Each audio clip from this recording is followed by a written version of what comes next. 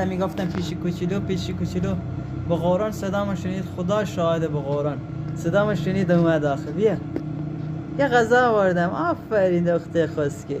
نمیخوری؟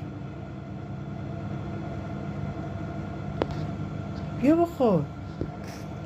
نه ترس بیا. ای قربونت سرده بیرون، خیلی هوا سرده. اومده داخل اینجا، دارم واسهش باز گذاشتم. اینجا اومده سیره نمیدونم.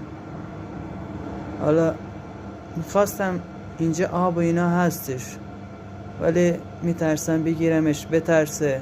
با دست نه قشنگ بگیرم نمیدونم برم. یه آب هست یکم اونجا، صدای من میگم پیش اون داره فرار میکرد رفت. فکر کنم شما ندیدید.